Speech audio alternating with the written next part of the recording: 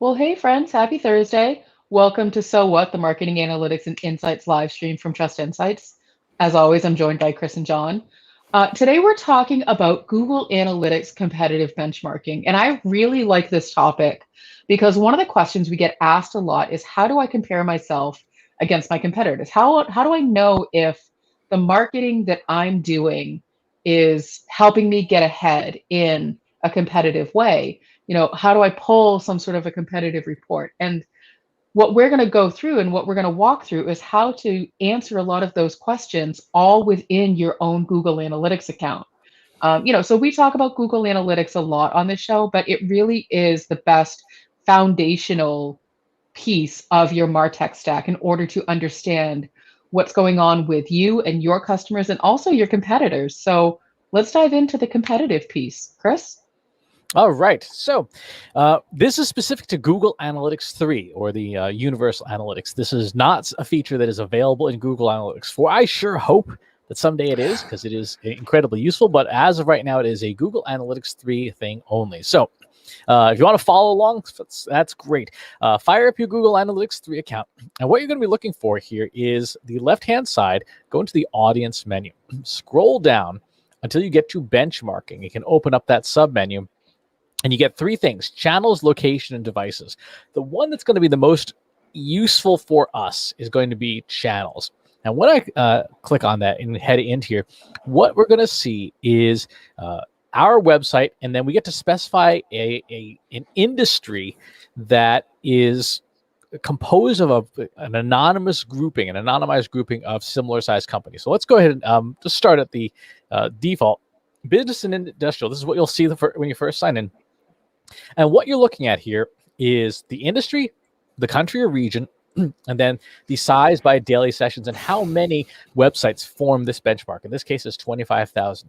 And what you're looking at here is the dark blue line is our company's website traffic for whatever this time period is. The lighter blue line is the benchmark, is the what this aggregate group of companies is.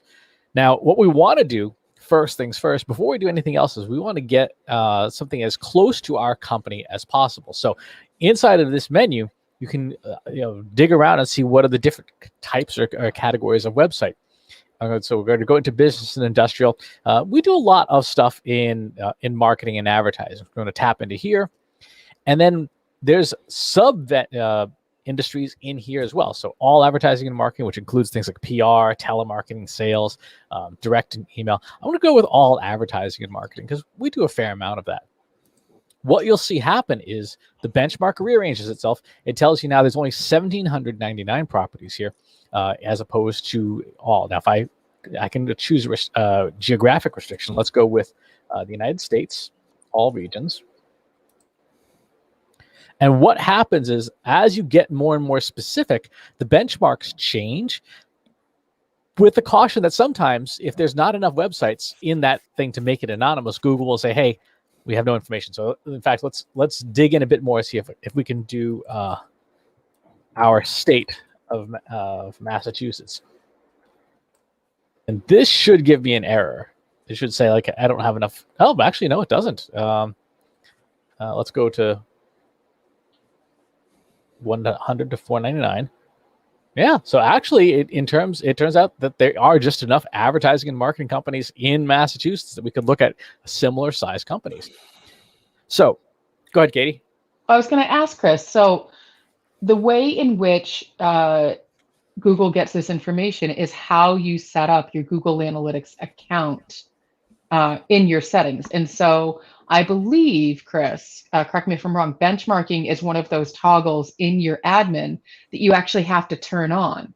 And you also, when you're setting up your Google Analytics account, have to specify your general industry. And I think we specified advertising and marketing, but that's how Google is saying, okay, let me pull anonymously all of the Google Analytics accounts that have specified themselves as analytics, advertising and marketing in Massachusetts. And then the session data is what the session data is. Is that correct? Exactly right. Exactly right. It's all averaged together. So there's 495 companies of similar size in Massachusetts that have data that looks that shares our industry. And what you'll notice here is you'll see the traffic, the sessions versus the benchmark sessions over time. You'll notice that it starts here right around April. So you can only go back 13 months. You can't go back any further than that. So it's an important thing to remember. What do we see here? What we see is our site versus the benchmark on each of these major digital channels. What is it that, what do we have going on versus the benchmark? I'm going to zoom this back up to the United States here. We do market. We don't market just regionally. We market to the whole air, the whole nation. Mm-hmm. Okay. And what we see here, by the way, when you restrict geography, it also changes your traffic to show you the traffic just for that region, just so that folks are aware. What we see here is that some channels, we're doing pretty well. We're doing, decently well, exceeding the benchmark. And other channels, we're not. Now, there's a caveat here. The caveat is that everyone in the benchmark has to have set up their Google Analytics properly. So one of the things that can go wrong here, for example, is if you've never gone into your channel groupings and set, for example, like mail.google.com to be in the email channel versus, say, the referral traffic channel, which is the way it is out of the box, then it's entirely possible that there could be a little bit of misleading information here because this runs on the default channel grouping. So for us, email as a channel outperforming the benchmark by 182%. Apparently, at least in this time frame, actually, I'm going to shorten this to April 1 of 2020 so that we're not pulling in data. There we go. It exceeds the benchmark.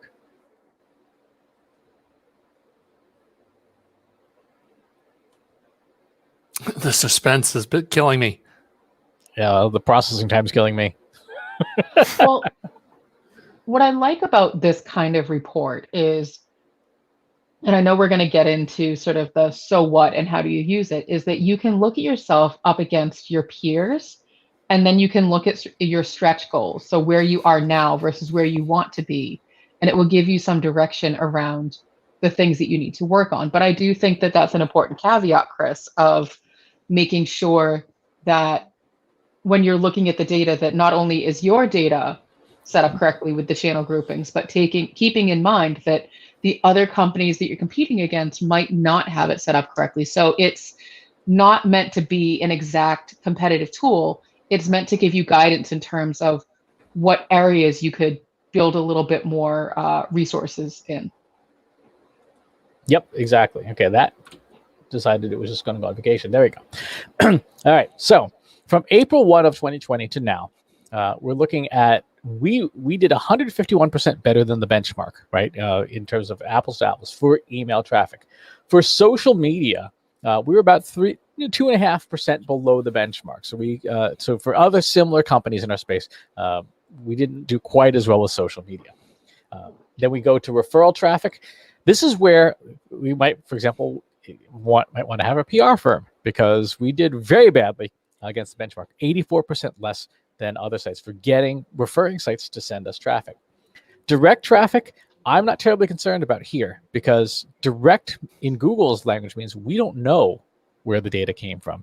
And I, for one, would always love to have less direct traffic than our competitors because it means our attribution is better. This one is the one that concerns me. Number 6, organic search. Compared to similar size sites, we are substantially lower than in organic search traffic. Paid search, not terribly display. We don't run a ton of ads, so I'm not terribly worried about that. So just looking at this benchmark here of similarly sized companies, we are doing well in email and social. And I would say we need to do some heavy lifting on referral and organic if we want to get to the same performance as our peers. I don't disagree with that assessment. And what that does for us is it confirms some of our anecdotal thinking around where we should be focusing our time in terms of working on and focusing on the business. Exactly. Now, to your point, Katie, everybody loves that management cliche, taking things to the next level. Actually, nobody loves that cliche. Nobody loves that. But there actually is a menu for that, for real. So we can take, this is the literal next level. What does it look like for us to go to the next type of traffic? email, we're actually okay on already. So we've already Mhm. exceeded the benchmark there. We need 60% more social media traffic. We need a lot more organic search traffic, and we need more referral traffic. So those gap areas, no surprise, those gap areas are areas where we need to do some filling in the blanks, and we may want to look at paid search or display advertising if it would make sense to do so. How about balancing that off against the bounce rate too? Because it looks like we're just, we are so much stickier than the rest of the crowd with that. That is true. So there we have pages per session and bounce rates. That's engagement numbers. So for the traffic that we do earn, does the traffic stick around more? We certainly have a much lower bounce rate across the board. We also have more pages per session. So when people get to us, it means our content is good. And that's a really important point, because just getting more traffic doesn't matter if people hate you and leave. So in this case, we know we've got good stuff. We just need to get people to it now. Well, that then becomes the so what.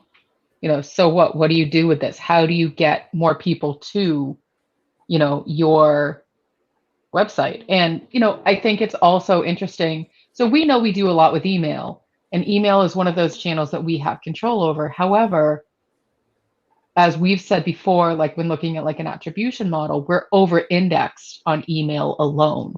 And we don't have a nice healthy mix of channels that are working for us. And so this gives us a really good place to start, not just with, we see a lot of this in the attribution model, but we can also see against our competitors the things that they are doing that we're not doing. And that specifically is that referral traffic and that organic search. Exactly right. So now the question is, how would we go about influencing both of those channels? The referral traffic one is relatively straightforward. And if you do well with referral traffic, you will automatically do well with organic search, right? Because as more people are linking to you and sending you referral traffic, you are also building inbound links that then build your organic search capabilities. So the question I would say then is, what do we need to do in order to get more and better referral traffic? That wasn't rhetorical. Oh, I know.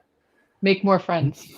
Make more friends would be good. One thing I'd suggest doing is that instead of, we've done the benchmarking here, now we need to start digging into what some of this stuff means. So referral traffic is one of those things that's measured in acquisition. So if I go into acquisition, all traffic, and go to referrals, the first thing I can look at here is to say, okay, well, where are we getting our traffic from? What is referral traffic do we currently get? And most of what shows up in referrals, remember, this is Google's categorization of this stuff, comes from Facebook, LinkedIn, and Twitter. This is the first three channels. My personal blog, there's some bot traffic, Marketing Over Coffee, Talkwalker, and some more stuff with Facebook. So we actually have a decent amount of stuff coming in from social media. If we switch over to source medium for the same time period, there's email, organic search, more email, some social media stuff. I need to go fix my link shortener apparently because it's not coming into social. Facebook, LinkedIn, more email, some pay-per-click advertising, more email. So if we start digging down further into where else are we getting referrals from? So SharpSpring, that's someone else's email newsletter right there. This one I don't even recognize, W3 Lab. So I might want to go check out who is that. Like, what is that referring source?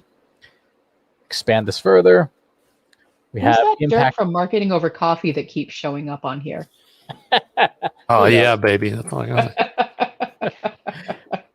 Elegant Themes, Medium.com, which is the blogging platform, YouTube, which is one of the platforms we do our live stream on, more email, something called M Show Productions. John. Social media today, Veronica Gentili. Here we have another that eco search engine. So we already know that we've got some existing places that are sending us referral traffic. Low hanging fruit is going back to those places and seeing, what do we do with them, and can we do more of it? If it wasn't things that we paid for, which hopefully would not be, because that should not be in referral traffic, we would want to go out and do more of those things. The challenge is, and this is something you can't get out of the benchmarking data, is who are the competitors and where are they getting their traffic from? Right. That would be awfully nice to have. That it would be, but I'm guessing that Google would say, great, and that's going to cost you $1 million to get that information. Yes.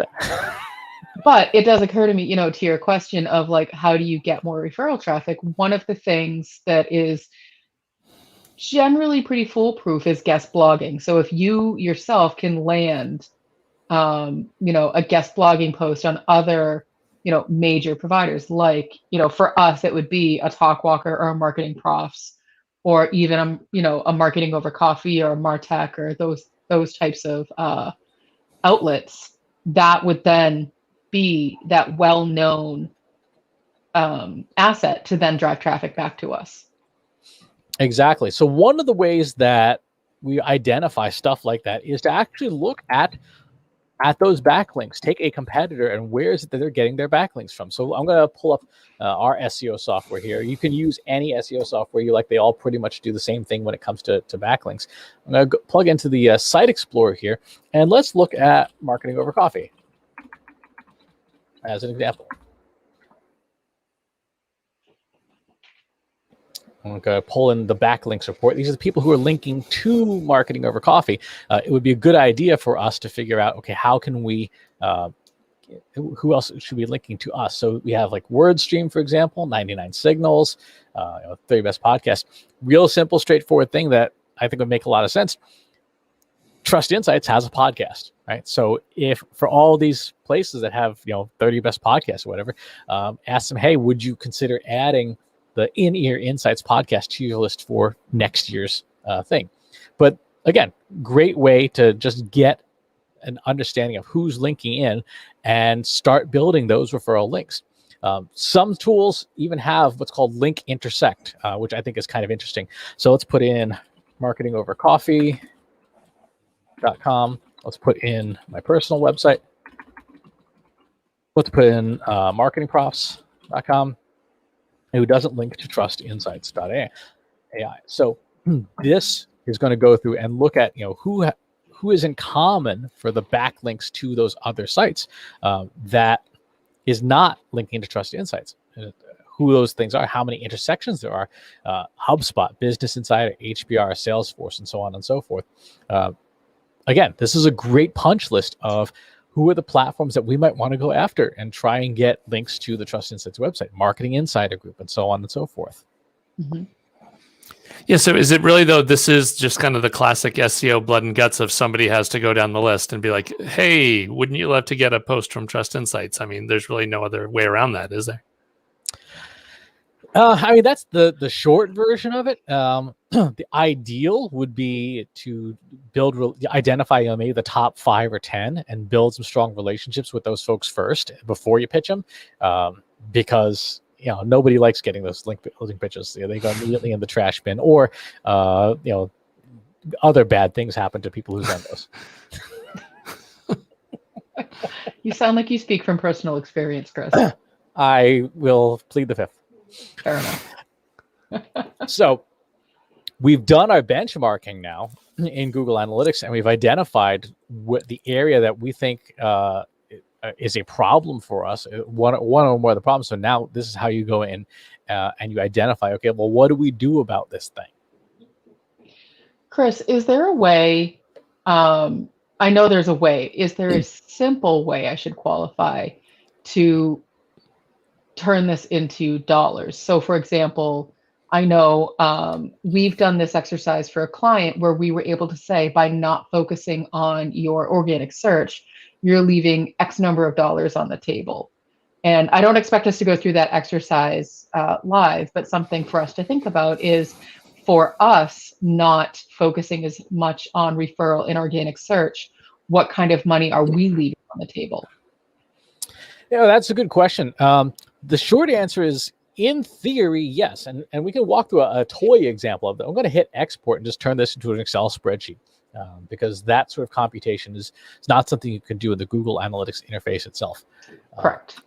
So when you get your spreadsheet from Google, you obviously get the day-by-day stuff, which we'll get back to that in a second. But we also get exactly what you saw in the main interface. I'm going to delete the total row because we don't need that. And let's go ahead and just resize. Column width should be, it's in the other format menu. Okay, so here is our sessions, the benchmark sessions, and then sort of the delta, the big difference. I'm going to actually delete these other columns because I don't care about them right now. You can do this with them later. And I just want to know the difference, right? So the difference here between our sessions and the benchmark sessions. And this is a period of time of 13 months, right? So in 13 months, I take this and divide this by 13. Let's make this a little bit bigger so we can see what we're doing here. And this tells me what my traffic gap is, right? So I can see here that on a monthly basis for organic search, I need an additional 2,200 visitors a month, right? On a monthly basis, I need an additional 470 visitors from referral traffic. Now, if you were to go into, if you were to say, let's say we made, I don't know, $1 million in the last 13 months, right? We have our total number of sessions here. So let's sum this up. And this is some pretty basic math. We have 32,000 sessions. So what is our dollar per session? It'll be $1 million divided by our 32,000 sessions. So each session is worth, in this toy example, $30.58. Knowing that, I'm going to take each of these things here times this fixed value of, and so to your question of how much money are we leaving on the table, let's highlight referral. Let's highlight organic search. We could have made an additional $70,000 from organic search. We could have made an additional $14,000 from referral traffic. We could have made an additional $27,000 from paid search. That's a really handy way of, and I think this is per month. Yeah, that's monthly too, right? Yeah, that's monthly. So let's actually change this to E.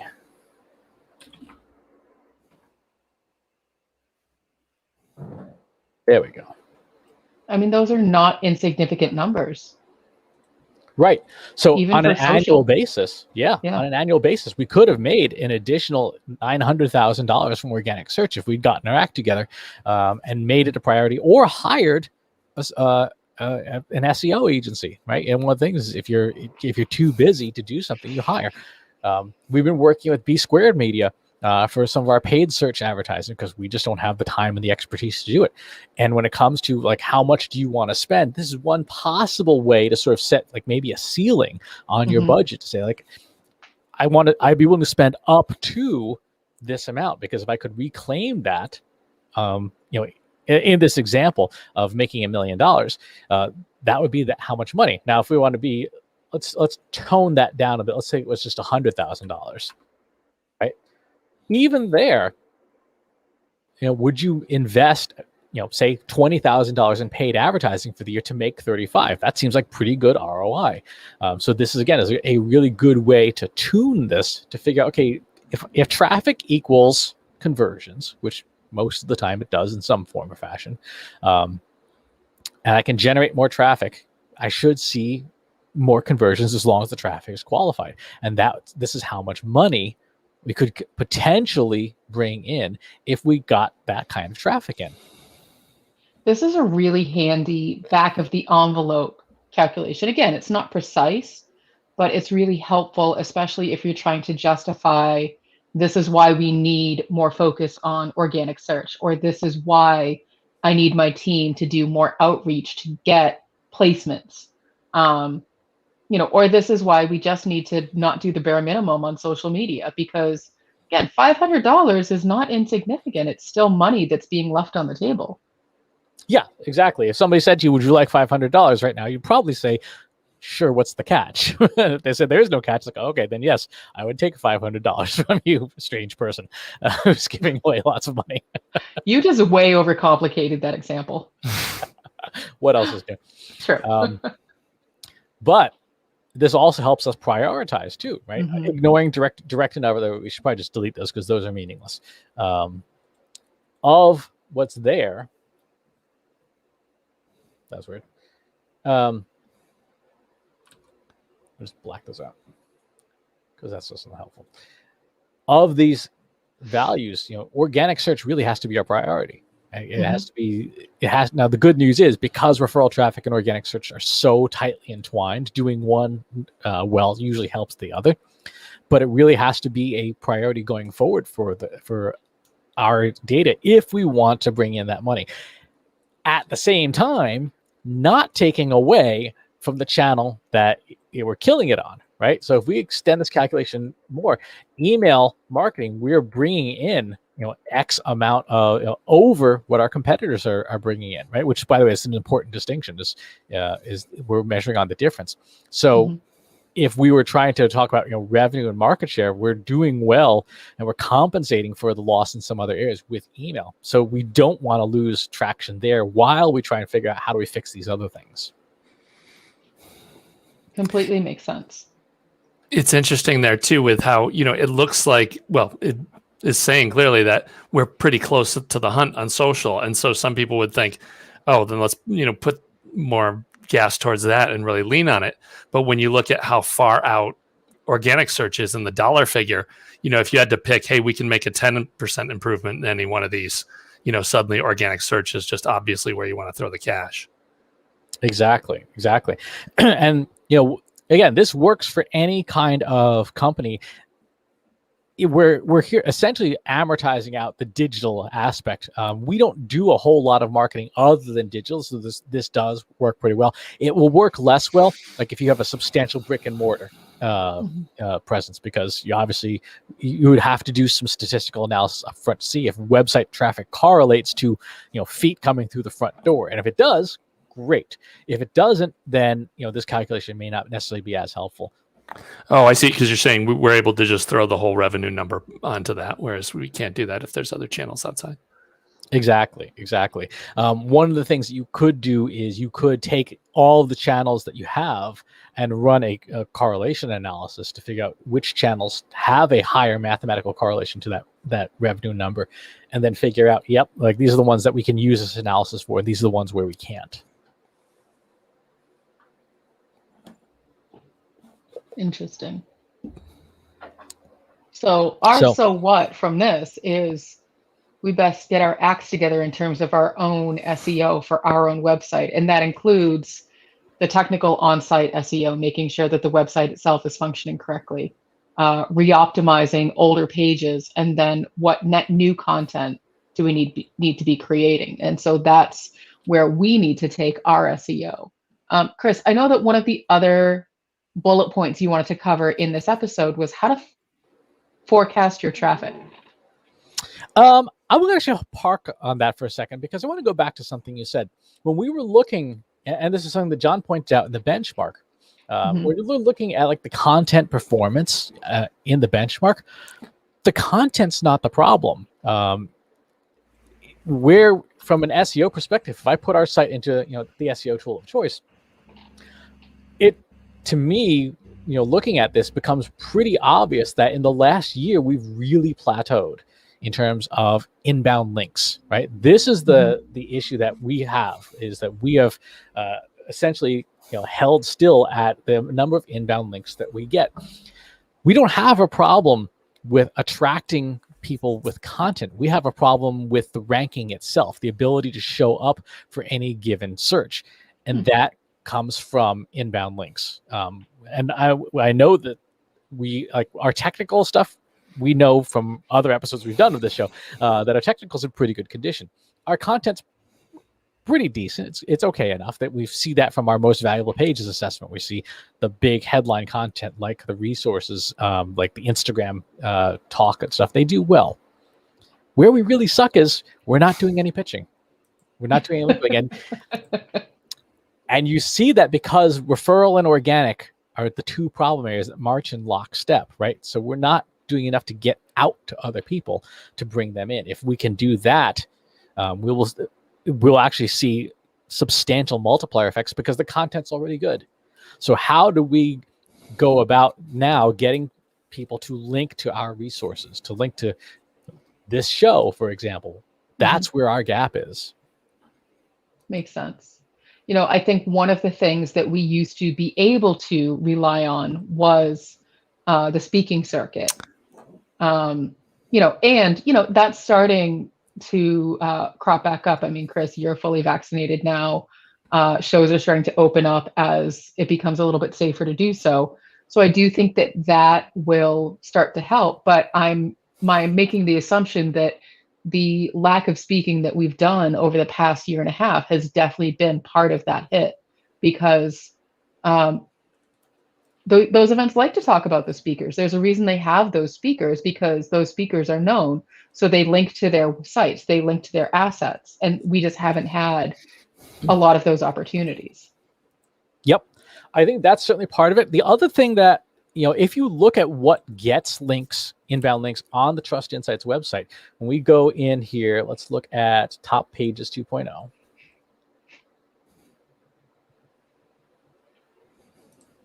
So these are the pages that get traffic, that get links and stuff. Some of these are blog posts. A lot of these are like the 12 days of data stuff that we've done. The thing that I see when I look at this is we have a lot of data that we publish that isn't on our website. And so an easy win, and again, this is something that requires you just to spend some time thinking about it. And obviously, as we're trying to focus more on building the company itself, we do a really terrible job with this. In every issue of the newsletter, there's 2 blog posts, effectively, right? There is the cold open, and there is the data diaries that have these really compelling, graphics and stuff. Here's how we're forecasting the future. And this lives only in our newsletter. So one of the easiest things that I can think of when I look at this and look at every issue of our newsletter, here's this week's data, here's this week's data on what's happening with Facebook brand engagement rates, is have one of our team members like Emily take apart the newsletter and publishes 2 different blog posts each week. Because I literally just wrote that down as a to-do. I was like, oh, duh. Exactly. This one right here, Facebook brand median engagement rates. We get that, and then just send a quick note, or maybe we just tweet at them at socialmediatoday.com, Social Media Examiner, all the Business Insider, whoever would be focusing on this data, like, hey, here's a new release, and that individual blog post becomes the thing that people link to. Yep, makes sense. It's not like we don't do the work anyway. We just are not. It's one of those things, like, we have great ingredients, we just forget that we can take something, cut it up, and do something else with it. It's almost like if there was some sort of like a transmedia framework that talked about this somewhere.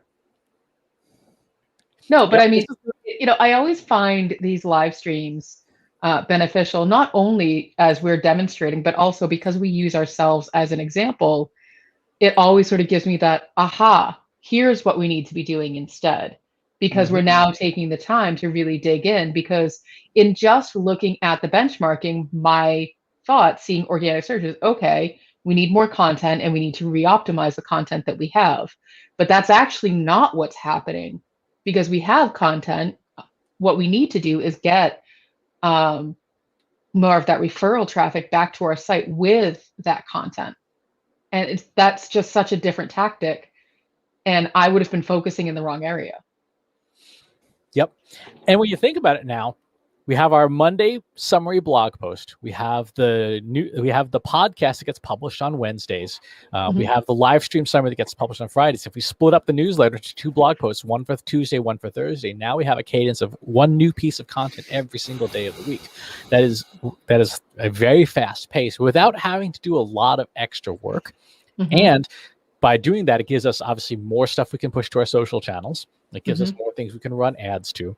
So there's a lot that we can do just from this stuff, but we would probably not, like to your point, we probably would not have spent a lot of time doing that if we had not done the benchmarking exercise and realized our content's in good shape. People like this stuff. Right. We just don't have enough of the people. That's right. Well, and so, a note about if you're going to go through the benchmarking exercise, it is definitely something that if you're going to take action with the information you're seeing, you're going to want to, take the benchmark and snapshot it, but then every month or every 3 months, rerun it to see if the things that you're doing are actually making a difference. I mean, that's really the so what. The benchmark is great if you're looking at it, but if you're not going to do anything about it, then why are you there? Exactly.